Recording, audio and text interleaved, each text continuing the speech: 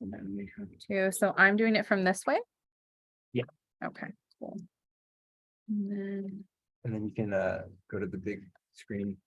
then is it this one? I don't know how to do it now that I'm in here. Oh, go to slideshow. Oh. And then from the beginning. Okay, cool. Perfect. Why is it? Why is it? Everybody sees that first one. Yeah. No? Okay. Oh, technology. I know. There we go. Okay, cool. Okay. Awesome. Okay, what time is it? Are we ready? When do I? Linda. So which one are you on? Ask him. Great. Do you want us to record this? Tim's already recording. If that talking. Okay. All right. Is everybody ready? Okay. Now that we got two people in here. All right. So I'm sure everybody knows who I am. If you don't, my name's Danielle, I'm a dietetic intern. I'm going to school to be a dietitian, and I thought this would be a really good presentation because all the time I hear, well, I heard this from someone or so-and-so told me this, and it's like, okay, well, I want to make sure that everybody has some critical thinking skills that we can use. So when someone brings information to you, you can decide whether or not it's credible or if you want to listen to it or whatever. Okay, how do I make it? Why is it not go? Spacebar. Spacebar. Or click on the screen once. Or the down arrow?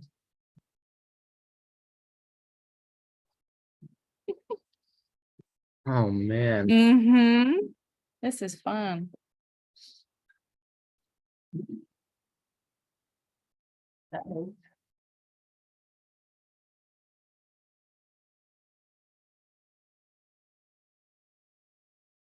Why isn't that going? I don't know. We've had some major projection issues. Mm-hmm.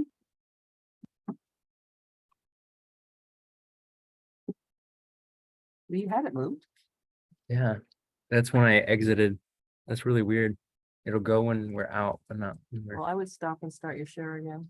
Oh.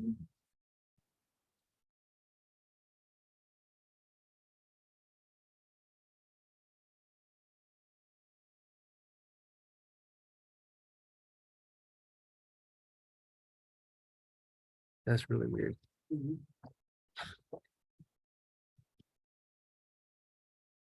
Having.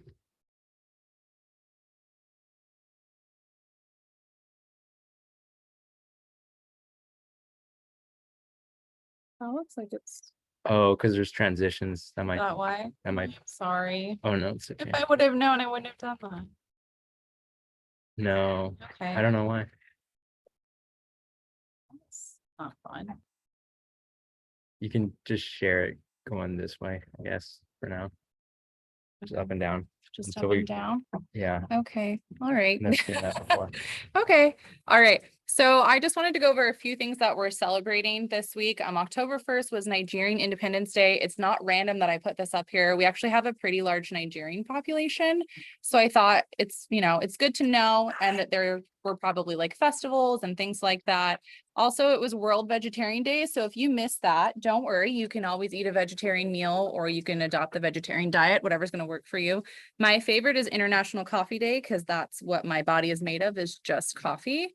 And for October 2nd, it was Mental Illness Awareness Week. So I think that's something that everybody needs to be aware of. Doesn't matter what age you are, what population you come from. October 3rd was, I guess I didn't finish it, Active Aging Week. So obviously that's very important for a lot of us. I didn't even know that was a thing, so I thought it was nice to include. The 4th started Yom Kippur. It's a Jewish high holiday. It just does things like with atonement and things like that. Yesterday we had National Kale and Pumpkin Seed Day. Once again, didn't know that was a thing. And I have Active Aging Week twice, so thank you. And then this month we have Filipino American History Month. So that's any time that there's anything related to culture, I like to celebrate it. We're a melting pot here. I feel like that's something we should start to embrace. Everybody's different. Let's celebrate with everyone. My personal favorite, Italian American Heritage Month, because that is where my family comes from. But we're also celebrating Eat Better, Eat Together. So that is a movement specifically for families. So if you have small children or you just live in a bigger household, it's really important that we eat together and we eat better. It's obviously easier to do it if you have support. Health Literacy Month, really important. National Apple Month. And today is actually National Noodle Day. They didn't say what kind of noodle. So have yourself some type of noodle today. You could have ramen, you could have pasta. There are so many different types. And today is also National German American Day, in case you were interested. Is there coming up? Okay. That would be really fun. Oh, I bet. All right. And I wanted to ask, I thought we would have a little bit bigger crowd. That's okay. If you guys want to answer, where do you get your nutrition information and how do you know it's credible or it's not credible? Rose. I have the nutrition course. Okay. Who's that through or what's that? Well, school. Okay. All right. I know a couple of you guys. What about Ashley? I'm going to call you out. Sorry. Where do you get your nutrition information and how do you know whether or not it's correct? I get my nutrition information from my nutrition major and I don't. Oh, okay. All right. Well, and that's the thing is we can get information from so many different places. It can be really difficult if you go on the internet. There's millions of things on there. You don't know who posted it. So something that I want to talk about is what's the difference between a registered dietitian and a nutritionist? And this probably seems like a really weird, odd question that I'm asking. But the reason is because there are differences and it's really good to understand what the differences are and what they should and should not be doing. So I'm going to start with the nutritionist because that one's my personal favorite. There's no mandated requirements. So anybody in here could be a nutritionist. My cat is a nutritionist is what I like to call her. There's no accreditation. There's nothing. There is little to no education. So because this term is not, it's not like a mandated term. There's not a specific definition for it. Someone could graduate from Sac State, they could graduate here and they could be essentially a nutritionist. Someone could have a 1-hour course on nutrition and they're a nutritionist. So having that title doesn't really tell the person how much education you have or you haven't had. Like I said, there's no accreditation. So if you find that someone calls themselves a nutritionist and they're giving you terrible information, you can't turn them in anywhere because they're not accredited. So and I think most importantly is they can't provide medical nutrition therapy. So what that means is if someone is looking into a DASH diet, a cardiac diet, they have kidney disease, a nutritionist cannot give them any nutrition advice related to that specific thing. They don't have any education in that area. So on the flip side, when we look at dietitians, it's kind of changing right now. It's really interesting because Jose and I kind of snuck in right before we needed a master's, which is really nice. So generally you do 4 years of your undergrad and now you have to have a master's degree, but it does not have to be in dietetics. It could be in public health. It could be an MBA. It could be anything. And then after you do that, you have to do a 1-year dietetic internship, which is what we're doing right now. So it's around 1,200 hours you have to complete. And your preceptors have to be dietitians for certain things. So if you're in a hospital, your preceptor has to be a dietitian. It can't be a nurse or a physician or anything like that. Why is the nutrition so? Are you talking about the food? Or are you talking about the education? Well, the food. The food, that's a great question. I used to work in dietary. Yeah. It's what, as dietitians, they should know that. Well, here's the thing. Yeah. So the thing is the dietitians, there's the way that it worked in my hospital. I was at Sutter Roseville. So this may not apply to every hospital. We had a menu that was only 4 days and it was approved by our head supervisor. They supervise the dietitians, the interns, and the clerks. But you have to understand when you're feeding a population, my population was only 384. Look at Davis. Davis, I don't even know. They're like a 1,200 bed hospital or something like that. you got to think you're feeding patients that have diabetes, you're feeding patients that have cardiac issues, patients that have chronic kidney disease. We're not serving salt at all. That's the number one complaint. There's no salt, so there's not a lot of flavor. But when you're trying to get this population with all this food, like breakfast, lunch, and dinner, and they also have snacks that come with it, it's very difficult to accommodate, thank you, a large population with varying needs. So we keep it very basic. And that's why the food sometimes sucks. So if you're someone who goes into a hospital and you're on a regular diet, you can have all the salt and pepper you want. If you're on kidney, like if you're on dialysis, you're not getting any salt, you're getting a sugar substitute. Like, so it's hard when you have such a large population to try to make it taste good. And everybody's taste buds are different. When I was at Sutter Roseville, we have people that are kosher. We have people from the Middle East. I have people from Mexico, people from Russia. Everybody's taste buds are different. So some people may like the food and some people don't. And it's just really, really difficult. So I know I've even tried the hospital food. So when the patients were like, this is terrible, I'm like, yeah, I know, I'm sorry. But if you do what you're supposed to, you'll get out of here faster and then you don't have to eat that. So, and then going back to a dietitian. So not only do we have to do our internship, but we have to take an exam, and it's an expensive exam. It's a stressful exam, but the point is to take that exam. And once you pass it, you are considered, what is the actual credentialed? Is that how we say it? No, an RD. Yeah. So you can be an RD and RDN. It's the same thing, but that title for us means that we are accredited through an academy and through other systems. So if I give out false information or I do malpractice, I essentially, they can take my credential and take it up to the academy and be like, look, she did this, she's not supposed to, and I can get in trouble. A nutritionist, that's not going to happen. So we really, as dietitians and interns and nutrition students, really need to be aware of what we can and cannot do, what we can and cannot say, and that we're providing evidence-based information. And then on top of that, we have to provide, or we have to have continuing education. That just means that when things come out, we are up to date. And that's going to be important because if you look at a nutritionist, they also don't have that qualification. So they could be giving you information from 1984 and you have no idea. So it's really important that we have that in place so that our academy knows, okay, our dietitians are up to date. They know everything. We don't have to worry. So where and how do we get our nutrition information or just our information in general? There are lots of ways. I was trying to specifically pick this population because the way that this population receives information is very different from mine. So I wanted to make sure that we're addressing this population and how information is got that way. Okay, obviously word of mouth. I think that's a very big one. My friend said this or something like that. TV, whether that's the news or Dr. Oz or other things that people are watching, print, newspapers, magazines, journals, I don't think are very common, but if you like to read journals and articles, I think it's a really good skill to have just to keep on top of everything. Social media is really big. Facebook right now for certain population, my parents still use Facebook. I don't have Facebook. My mom will be like, I saw this article on Facebook and I'm like, Mom, please, I don't want to know. And also websites. So you can see that there's a variety of places we get our information, and that number one makes it challenging. And then how do we determine if it's credible or not? So I like this little diagram because it shows you what could be skeptical, what could be less skeptical. But what I do want to point out is that blogs, hit and miss. A lot of dietitians write their own blogs. So that could be a good thing, or that could be a not good thing, depending on who they're affiliated with. And we'll get into all that.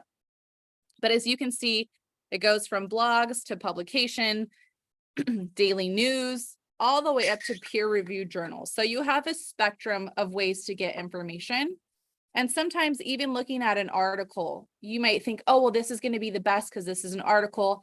They can still weasel their way in things, articles. And so you have to be really careful when you look at that. So the number one thing we want to look at, whether we're looking at a blog, whether we're looking at a book or an article, what is their purpose? Are they trying to educate us, or are they trying to promote something? There's a very big difference. And I feel like a lot of us know how to distinguish between that. But when we look at education, sorry, I was cutting peppers, so I'm a little dry right now. Science-based evidence. This is what we want to look for when we're on the internet or when someone says something. You can ask them, hey, like, Do you have a source for that? Do you have an article? Where did you hear that? So you can look it up for yourself. Just don't take everything at face or take it at face value. And we will get to that because I was looking at some articles and I'm like, why are these still in here? Looking at who wrote it or who said it. This gets really tricky. Okay, RD, RDN, same thing. PhD, it could be someone who is a dietitian who has a PhD, it could be a doctor. But what I really want to hit on is, are they an expert in that field? Perfect example, Dr. Oz. I love Dr. Oz for so many reasons. And I think it's interesting. I didn't know he was a cardiologist, okay? So that's his scope of practice. I never knew that. And I would watch his show and I'm like, well, wow, he's got so much information on here. None of it is usually within his scope of practice. And he would have bought everything from the health food store. Yeah, so you have to pay attention to those things. So I love doctors. I think they're great. They have an amazing, stressful job that they have to do. But we also need to recognize that there are things that are not within their scope of practice. I would never go to a cardiologist and ask for kidney information because that's not what they spent their time in school for. So just because they have a credential doesn't mean that it's going to be credible. You really have to think about, is this what they went to school for? And then we want to be cautious. This is also my favorite one. Health coaches, food freedom coaches. There's so many fabulous ones that I could have listed. I'm trying to be very nice, but these sound great, right? Like a health coach. Who wouldn't want a health coach? That sounds wonderful. Well, also not accredited. So my cat could be a health coach. I mean, there are certificates you can get online and things like that, but anybody can get those. That doesn't mean that they have any medical knowledge or anything like that. So just once again, just be very cautious, even if they have some type of credentialing. I saw one I told Jose the other day that really lit a fire under me. What did I tell you? A nutrition functional practitioner. Oh, that's nice and fancy, right? And I'm like, oh, cool. She popped up on my Instagram feed. I'm like, let me look at this. Anything nutrition. I'm like, okay. And I start to look at it and the information on her Instagram is very problematic. I'm like, well, and I don't see an RD credential anywhere. So I'm like, let me go to her website. Can't find anything.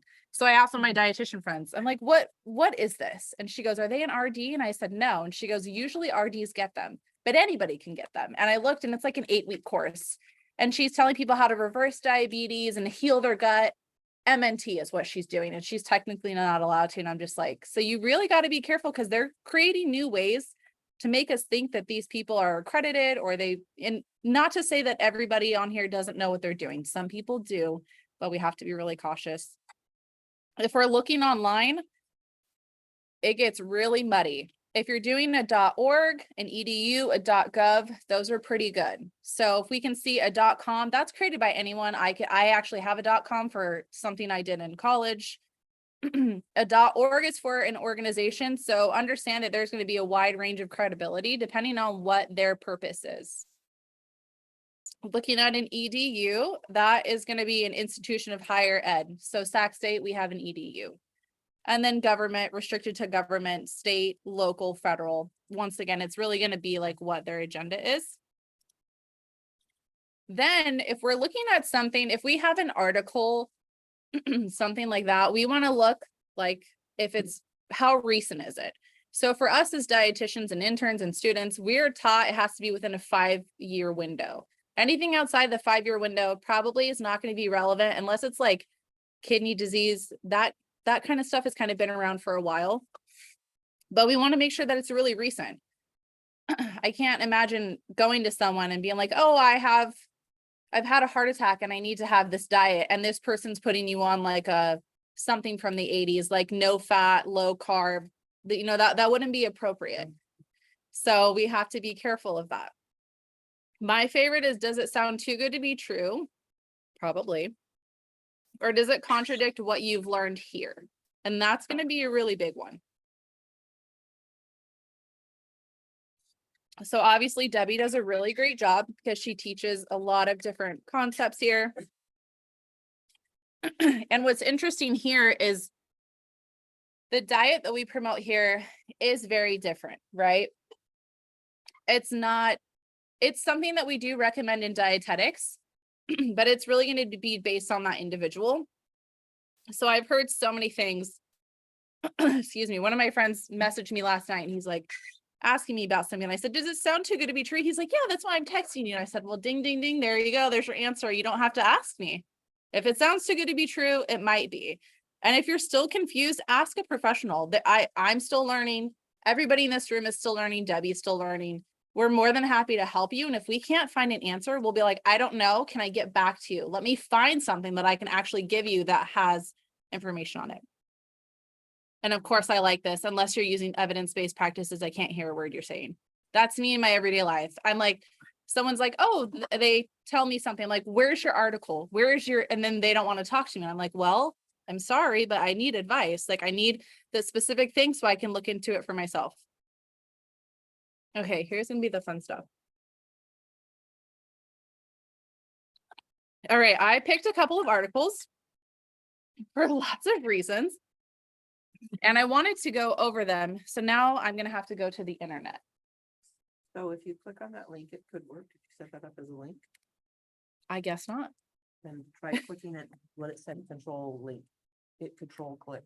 Hit Control. Control as you click on it. Oh gosh. Yeah. Control is the bottom left. Yeah, this one. And then click on the words. Now it's going. Okay, cool. So I picked a couple of articles. I like this one for many reasons. It's talking about saturated fat. So as we all know, we want to avoid saturated fat. But I wanted to show this one because I thought it was very interesting. So first off, it's in the American Journal of Clinical Nutrition. Cool. Fine with me. Diets with high fat cheese, high fat meat, or carbohydrate on cardiovascular risk markers in overweight postmenopausal women, a randomized crossover trial. Also sounds really great. Okay, that's great. Let's keep going. Not saying anything. It is. It's giving us little hints of things. And it was published 2015. So it's 7 years. So it's a little older. So we'll look at that. When I look at articles, the first thing I look at is the abstract. I'm not going to read a whole article unless I know the gist of it. And if I like the abstract, I'll go down to the results, to the conclusions. This is where I was like, oh, this is interesting. Diets with cheese and meat as primary sources of saturated fats cause higher HDL cholesterol. Happy cholesterol, okay? I don't know if anybody remembers, but HDL, if we eat saturated fat, usually goes down. So that's why I picked this, because I'm like, well, what's going on here? Why? This is, like I said, it's contradicting what I've learned. So before I read it, I'm going to keep going. I'm going to scroll down here into the very bottom. And the reason why I'm doing that is because I want to show something that a lot of times we don't see. I believe it's, here we go. All right. Footnotes supported 50% by the Danish Dairy Research Foundation and the Danish Agriculture and Food Council, Denmark, and 50% by the Dairy Research Institute of the United States, the Dairy Farmers of Canada, the Central National Interprofessional Economy, and more dairy. Okay. So if you didn't get to that and you read through it, you're like, oh, this sounds great. I'm going to have bacon. I'm going to have eggs. I'm going to whatever. And this is why it's really important before you go through it that you fully check it. Because if you just wasted 30 minutes reading this article and then you got to the bottom and found that out, I could guess you'd be pretty PO'd. I would. So that's why I picked this one, because it looks great, right? You're like, great type of study. Also, it's in postmenopausal women in, what is it, Denmark? That just because something happens in another population or it affects another population or there's a link, that doesn't mean it's going to apply to our population. So also just kind of keep things like that in mind. Oh, my thing is going off, telling me that my stuff is ready. Okay, so this one, this one's not going to work, huh? Oh no, what about this one? Is that why it's not underlined? Yeah, so we need to basically take it. Is this mouse working? Yes. Guys, I don't have any, I'm not tech savvy. I can barely operate my phone sometimes. I can only answer it sometimes. So yeah, that I found that article and I was like, oh, I have to bring that one up because if we're lucky here, Debbie does presentations. We learn from the students and from her as well and things like that. If my mom were to read that, my mom would be like, woo! She's having a bacon sandwich right after that, right? So is this a YouTube thing? No. I think you copied the olive oil on the top of it. do is it's basically go to confirmation bias. Yes. Exactly. I'm gonna go look. Google it and see what it says. This- Right. And that happens because, not to shout in your ear, but sometimes we have medical professionals like doctors. And like I said, I love doctors, but they don't always have a lot of nutrition education. So if your doctor is like, oh, don't worry about that, that's not going to be an issue. And then you find an article like that, you're like, okay, so he's right. I don't have to do anything. But you guys know, based on education, based on things we've done, that's not true. So there are articles that you can find to support pretty much anything. And that's why you have to be really careful. Just because it's an article doesn't mean it's great. Who funded it? Why are they funding it? Obviously, they want certain things to look really great from their perspective, because then people keep buying them, they make money. It's how the US works, unfortunately. So, Research. oh, I'm sure. Yeah. I would love to follow the trail of money, but that's so hard to do. But if you could follow the trail of money and see where it's going, you wouldn't want to read half of the things that you find. Oh, did we get it? Maybe. So why are we, I don't know if I ended your shares. Is that it right there? Is anybody on? What can they see? Soy isoflavin phase 2 metapol. Is that what we're seeing in the PowerPoint too, though? On the Zoom, yes. Okay. Is this the right thing to be seeing? Yeah. Yeah, this is it. Okay. I actually have my iPad. Let me go grab my iPad because I took a couple notes for this because, well, okay.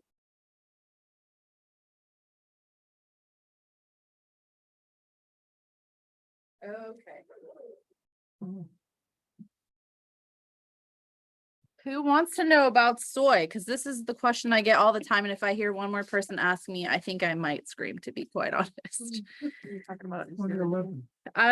Yeah, but okay. So I know a lot of people think soy causes cancer. I know probably we've all heard it.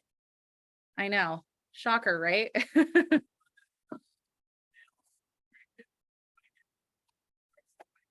Yeah.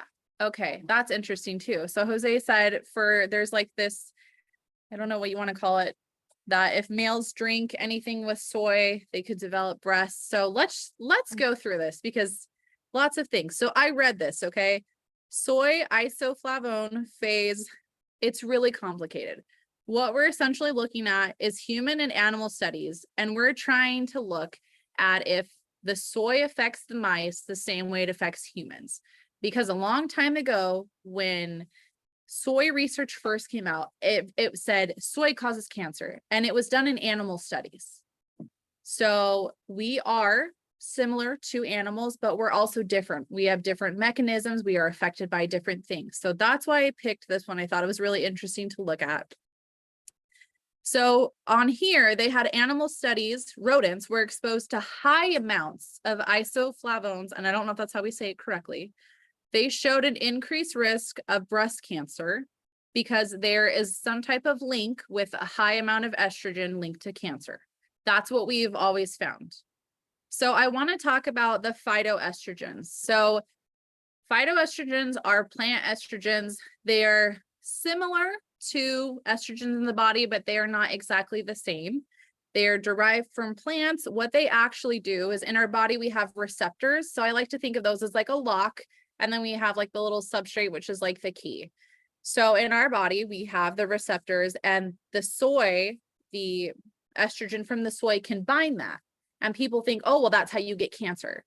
What we're actually seeing is that estrogen actually inhibits the estrogen from the body to go and latch into that lock. So it's actually preventing, so to some extent, along with other things, it is decreasing the risk of getting cancer. So that's where the lines, I know a lot of people, it doesn't make sense, right? The mechanism is very, very intense. I read it several times and I'm still not sure I got it. If you want to look it up, you can, but that's the gist of it. And when we look at it, I was looking through here, there are a couple things that are really interesting. All right, I think it was here. So it says, so to our knowledge, the current research is the first attempt to systematically address the issue. And we want to look at everything. So this was very hefty. It was very good. But also what I want to point out here is it says much of the initial interest in the chemopreventative effects of soy can be traced to early rodent research, like I said. And they're inhibited with this very specific tumor growth. Okay, so it's not just like regular rats. These are very specific rats. They're adding things to them. And the research was responsible for the National Cancer Institute. That's where this all kind of came about. And now we're looking at what does that actually mean in humans? There was another part. So it's just saying that supposedly it stimulates the growth of mammary tumors and things like that.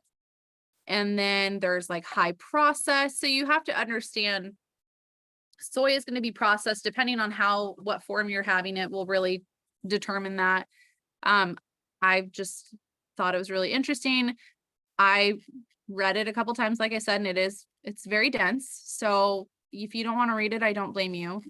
But the very bottom, I took away, it said, okay, so in conclusion, the major findings of the current research that marked the difference in phase 2 metabolism of isoflavones exist between rodents and humans, can cast doubt on the value of the use of certain strains of mice. And then we're looking at, combined with the results of the recently published clinical and epidemiologic data, suggest that the recommendations that breast cancer patients and women at high risk of developing breast cancer avoid is no longer justified.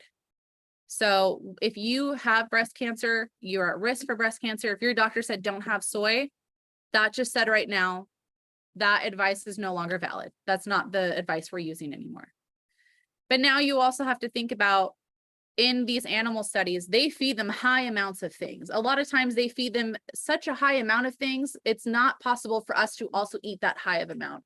So if this is something you're interested in, there are a bunch of other articles indicating how much soy can we have. Does it have to be processed? You go down a wormhole of soy, you'll never get out. I was in it this morning and I don't know how I got out, but there was a lot. So So going back to not to put you on the spot, yeah, why are you thinking this is a credible study? why am I thinking this one is credible? This one, that's a great question. Well, it sounds like the Cancer Institute started the rumor in the first place. I don't think they started the rumor. I think they saw an association between the cancer and the way that a lot of nutrition studies work is sometimes things happen in rodents first, and that's fine. But you need to see if that type of experiment would be ethical to do on a person. And that's kind of where it was for a long time, is like people, after that came out, people just didn't want to have soy. So no one's going to sign up for a study to eat soy when you've been told that it causes cancer. Back to what Linda is saying, this one is the American Journal of Clinical Nutrition. I didn't see any, no funding by anything contradicting.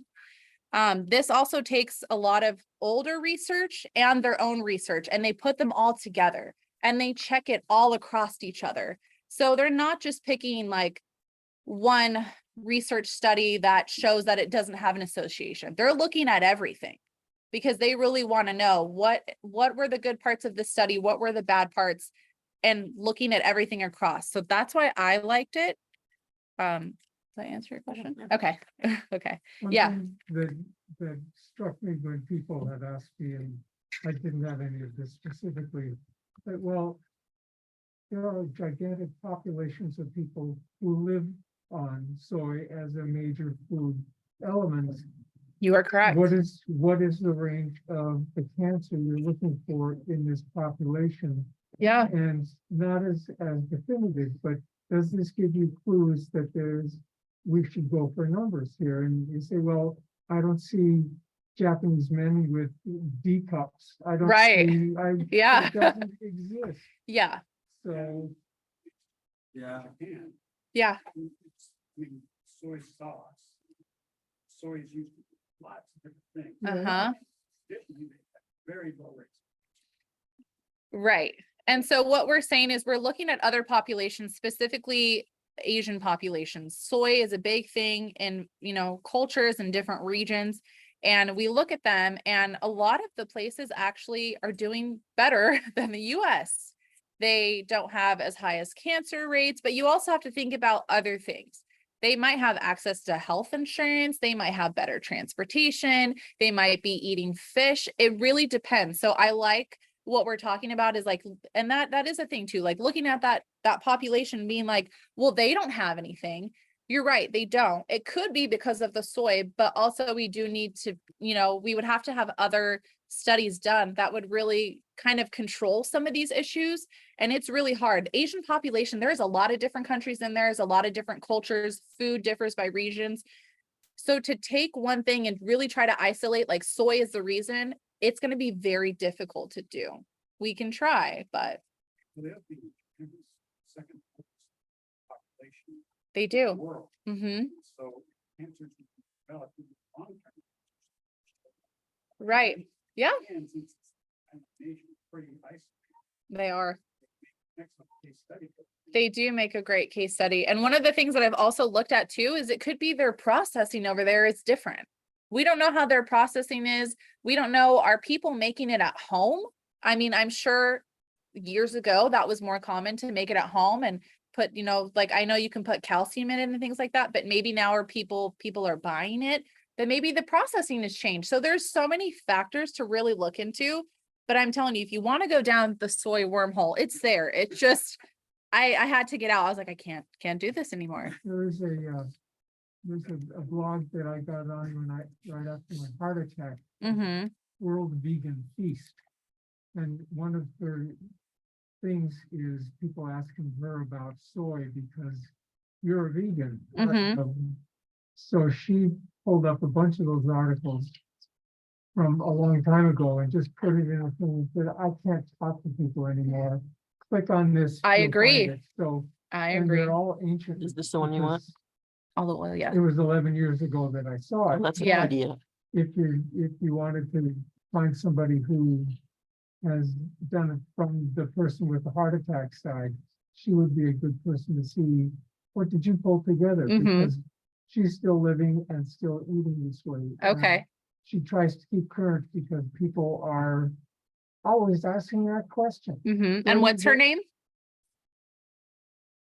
Brianna, I don't know, the blog is World Vegan Feast. World Vegan Feast. If you Dot want to com. go down that soy wormhole, Yeah, worldveganfeast.com. worldveganfeast.com. And she is not a nutritionist, she's a grandmother. Okay. And Yeah. All right. So one that soy was because Debbie had asked about soy and I said sure. And then we did olive oil. It's really hard to find. Okay, so when I was looking for olive oil, everything I found said olive oil is good for people that are more prone to heart disease and stuff like that. I went down an olive oil wormhole as well, and I found that olive oil can help when we're looking at saturated fat. So if we're comparing olive oil and saturated fat and somebody makes that switch, they're going to be less likely, as well as other factors, of decreasing that risk for them. And I'm like, okay, well, what about people that already have it? What are we saying there? And we're still recommending olive oil. And I'm like, okay, but I know here we're a whole food plant-based. That's what we do here. So we don't necessarily recommend olive oil. And I was trying to think, well, why? Because I went to school a while ago. We always recommended olive oil. That was like the magical thing. You have something, take olive oil. And so when I learned about whole food plant-based, I wasn't necessarily on board because it's against everything and I'm not saying it's right or wrong. It's just what went against everything that I learned in undergrad. So I had to do some digging. And like I said, I could not find any articles that are talking about oil with people that have cardiovascular already saying that it's bad. We still recommend it. So I had to really look around and I found this person, and I'm sure a lot of us have heard of them. I've heard of them many times. And I picked this one because he's talking about the same thing. Yes, we recommend olive oil, but why are we recommending olive oil? Because as we know, we have arteries and they're lined with very specific tissue. And when we add things like saturated fats and oils and sugars, and it messes up the integrity of that. So if you have like a really nice brand new hose and you leave it out in the sun for 3 summers, it cracks. So that's kind of what I think of is happening to our arteries on the inside. We're adding things to that and we're slowly like losing the integrity, the elasticity, and how well that blood vessel can function. And that's essentially what this is saying right here. And once again, he's a doctor, right? So I'm like, oh, I don't know, but I know that he's done a lot of nutrition research. I know for a fact, so I feel fine about reading this. And he pretty much said the same thing. When we look at the blood, I can't think of the word, blood vessels, it's the same thing. So we should not be recommending olive oil for people that have issues with blood vessels already. If you have hypertension, high blood pressure, if you've had a heart attack, any of that, that is contributing still to something that we should just take away. And another thing that he pointed out was really interesting is he said, gosh, what did he say? I should have wrote it down. I was reading in here. It said Harvard has never released a study where they have reversed any type of cardiovascular issue with the introduction of olive oil. And I was like, oh, you're right. And he said he was showing all the evidence for a whole food plant-based diet. And he's like, look, we've shown that the arteries can recover, that we can slow the progression. You can't do that with oil. And I was like, dang it, I really like olive oil. And so that's why we don't really recommend it with whole food plant-based. Now you can use a small amount, but we don't want you cooking something completely fried in oil, because that with the salt, it creates to that damage, and we don't want to progress that damage. Depends on what you're doing. Water. Right. It depends on what you're doing. If you're baking and you're using an oil, there's like apple sauces and things like that you can use. If you're trying to like stir fry, you can stir fry in water. Sometimes depending on what you're stir frying, it does change the texture a little bit. But if you're making a stir fry, it's going to be a little kind of mushy sometimes anyway. So it depends on, well, when I cook it, it's mushy, but it depends on what you're using the oil for. If you're trying to fry something, there's nothing else you can use to fry. So we just maybe cut down how often we're frying, and we make little adjustments over time. You don't take out oil altogether unless you think that's a good idea for you and you're happy and you have joy in life, then do it. But if it's really difficult, look for really small things to do instead. Okay. I know. I'm sorry, guys. We're almost there. All right. So something that I wanted to talk about really quick, because I'll put this back on the screen. I have a dietitian on here, right? Her name's Diana Rogers. I don't know if anybody knows who Joe Rogan is. Is that name? Okay. Well, Linda. Okay. He's from Fear Factor way back in the day. He was the host of Fear Factor. Yeah. So when I heard that he had a podcast, I'm like, what great advice could he possibly have to give to people?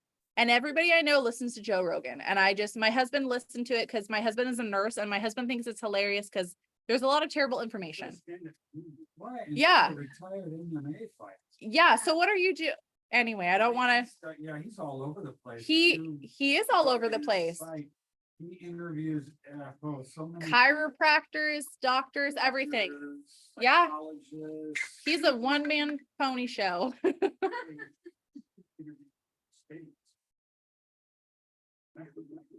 Yeah. So Was he friends with Dr. Oz?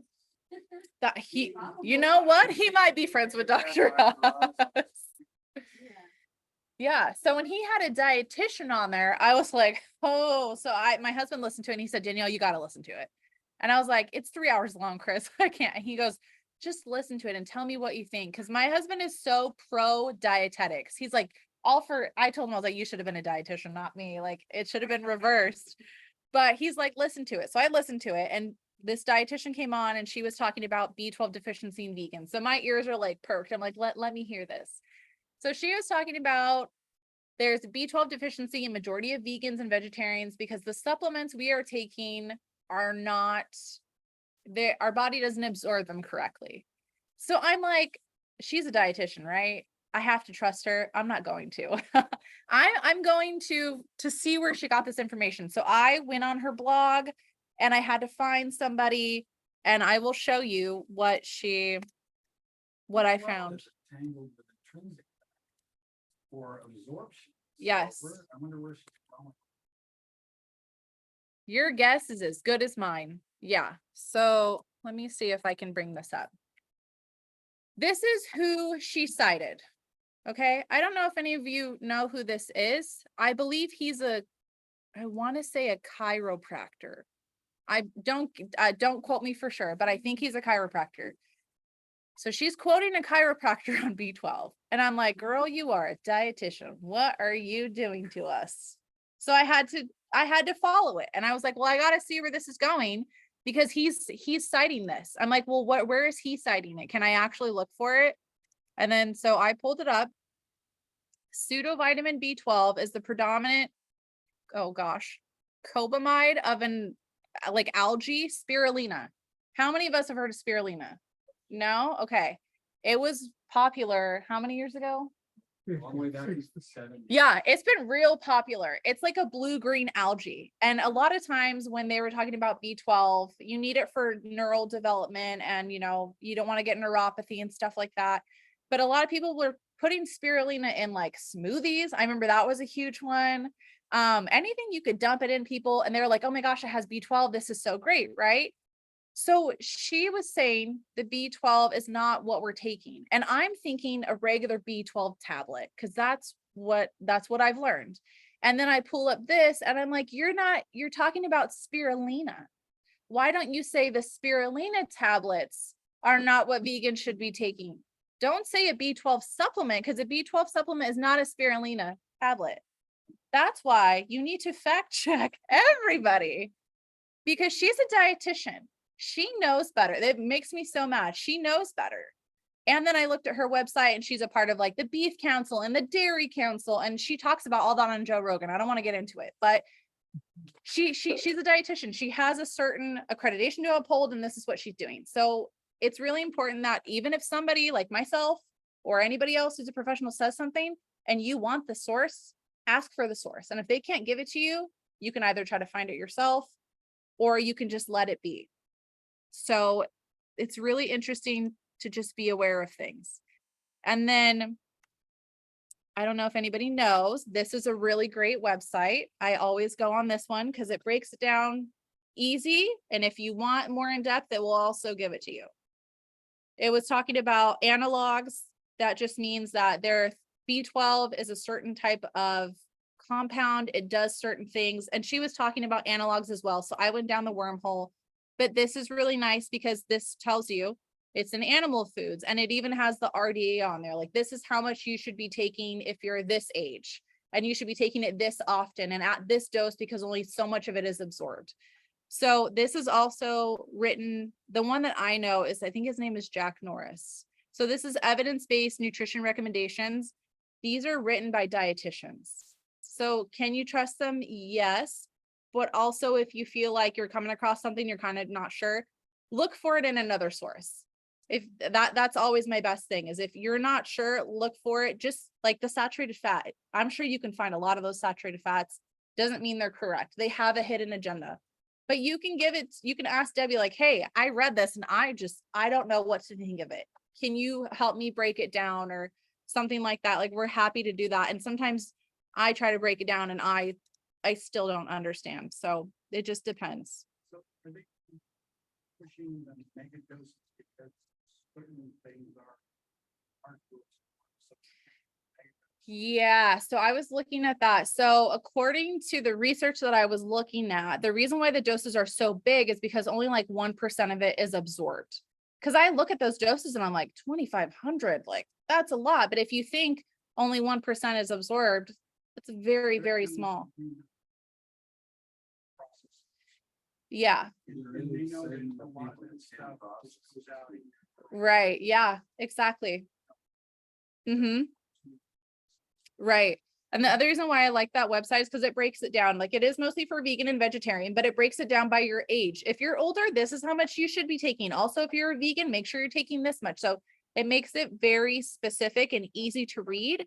And I mean, there's lots of things that you could look on there. It's not even B12. I'm telling you, it has everything you could possibly think of. And it breaks it down and it links articles. So if you want to look at the article behind the reasoning, it's there. It's really nice. That's the one thing I always go to. My Oh. primary care always does an annual check to see if I'm doing my duty and keeping my B12. Yeah. And her first thought when she found out I was plant-based was, Yes. you're not getting vitamin D and you're not getting B12. So we checked and yeah, Mm-hmm. we're right square in the middle. Right. and Life is good. But you do take a supplement for B12, right? Well, I take a horse pill and You have to. Sublingual route. You can. Mm-hmm. That bypasses, everything that happens in the stomach and the processing there, Yeah. going right into the bloodstream. Right. Template. Yeah, there are different options. There's the sublingual, there's like the injection that you could do. I think it's also going to depend on like what's going to be best for you. Fun story. I actually had a B12 deficiency and you would think I would know, but I didn't. And You had pernicious anemia? okay, so let me give you a really small story. I was on a PPI for years, a proton pump inhibitor, because I've had GERD since the age of 13. So I've been on them my pretty much adult life. And this is before I went into nutrition dietetics, no idea, right? So I'm taking that medication. You do have to be on it and you come off of it. That's the way it works. My doctor was like, you're young, stay on it. Cool, I'll be fine. And I wasn't eating a lot of animal protein because that's not what I like.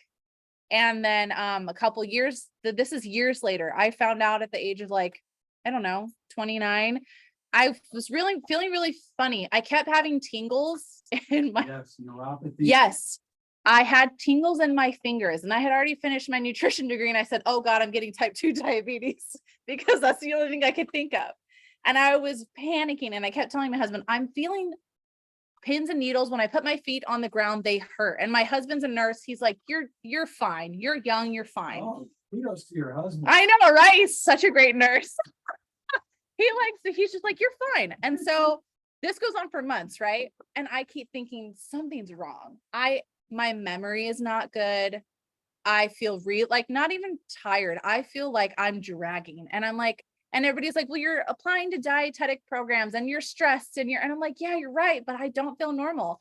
So I was at work, we had a dietitian and I said, hey, I told her everything I was feeling. And she goes, can I check your tongue? And she checked my tongue and she was like looking at my intake and she goes, you need to get your B12 checked. And I was like, why? She's like, I'm pretty sure you have a deficiency. So I went and got it checked and yes, it was really low. And normally B12 lasts for a long time, but because I was on a proton pump inhibitor, which inhibits the acid in your stomach, which is used to absorb B12, and I wasn't eating enough animal protein or animal foods, it just went down. It was a recipe to be deficient in B12. And I was like, shame on myself. And now I have to take B12 because I was like, yeah, and it happens. And I thought that was my first thought. I have diabetes. Oh gosh, like I'm so young. How did I get diabetes? And then I went through all the signs and I was like, Danielle, you're going to school for this. Like, why did you think you weren't going to get it going down this route? So if you're not having animal products and you're on a PPI, get your levels checked and make sure that you're doing your due diligence because it can lead to neurological issues. And I still kind of, yeah, you got to be really careful. Yes, I have my B12 level. Yes. Mm-hmm. Somewhere in or the Right. And so if you're someone that's older, and I don't mean this in a bad way, but as we get older, things don't function as they used to. And yeah, and your body may produce less stomach acid. And if you're still on a PPI, or if you're eating vegan or plant-based, it's really important to take care of this, because you don't want it to get to the point where it's not reversible, and it's scary. So that's my tidbit. And then really fun, because we did tofu. I wanted to do an air fried tofu, and it has a lot of really good seasonings. I'm going to try it tonight because I've been drowning myself in pupusas for 2 days and I don't ever want to see another one.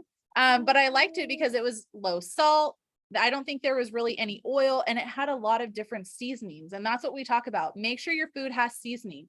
Don't just take the salt and the oil out and eat it plain, unless it's what you like, but I don't recommend it. And then I do have just a little handout. It just goes how to determine credible information, like we went over. It's a little bit shorter. If you want it, I can give it to you. And then I just have a couple places to look for credible nutrition information. So eatright.org, that's a favorite. My Plate is really fun. The FDA, I don't know if a lot of people know this, I'm sure you guys do, but you could go on the food database and look up like an orange, and it will tell you everything that's in an orange, the vitamin C content, the fiber, all of that. So that if you like that kind of stuff, it's fun.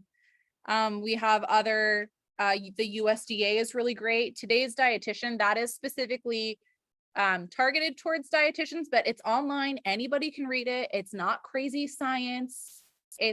I think it's really palatable if you're looking for something, and they have issues every month that have the newest information. So like if an article comes out, it will be in there. And then the dietitians will be like, okay, this is what it is, and how do we apply it to our patients and things like that. So it's really nice. Foodandnutrition.org, super simple. And the vegan health one that I already shared, that one is on there. And that's it. I don't have to bore you guys anymore. That was really long. I'm sorry. So yeah, you're welcome. So now that we